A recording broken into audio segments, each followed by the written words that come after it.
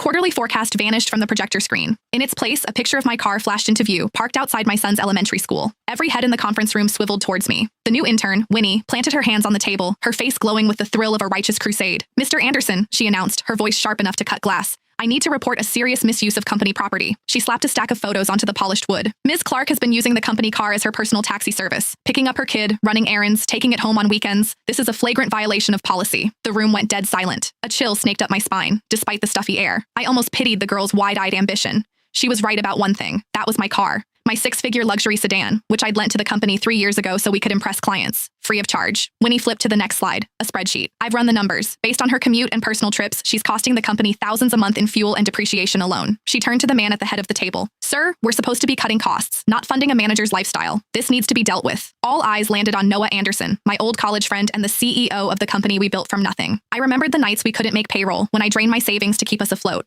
I remembered handing him the keys to this very car, brand new, saying, "The company needs this more than I do." He'd used it for 3 years. I'd paid every cent for gas, insurance, and maintenance. I'd even been the one to drive it to the airport for client pickups when our driver was out. Everyone in this room knew it was my car. Trevor from marketing, who just last week borrowed it to take his father to the hospital, was suddenly fascinated by his keyboard. Macy from reception, who took it for joyrides every month, shot me a look of pure disgust. Noah's fingers tapped a slow, deliberate rhythm on the table, his tell when he was weighing his options. He wouldn't meet my gaze. "Ava," his voice was cold, unfamiliar. "Is what Winnie said true?" The air left my lungs. True? Was it true that a year ago I'd mortgaged this car to cover salaries and he'd clapped my shoulder saying, "You saved us, Ava"? Was it true that 3 years ago he promised, "When we make it big, I'll buy you a new one"? He was really asking me this. My voice was steady when I finally spoke. "What do you think, Noah?" He looked away. "The evidence is clear, and rules are rules, Ava. Even for a founder, public and private have to be separate. That's the bottom line." He took a breath. "Hand over the keys. The car will be managed by admin from now on. As for the costs Winnie calculated, finance will deduct them from your salary." A triumphant smirk bloomed on Winnie's face. "Mr. Anderson is right.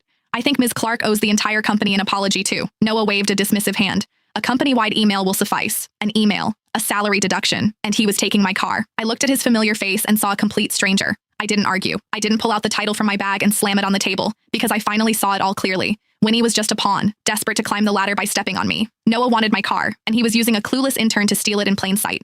3 years is a long time, long enough for a lie to feel like the truth, for a gift to be mistaken for an entitlement. I stood, my movements slow and deliberate. I pulled the keys from my bag and set them on the conference table. The metallic clink cut through the silence. "Fine. I accept the decision." My eyes found Noah's, a faint, cold smile touching my lips. "I hope the car continues to bring the company good luck." Noah, who had clearly braced for a fight, let out a slow breath. The tension drained from his shoulders. "Ava, it's for the best. You have to understand, my hands are tied here."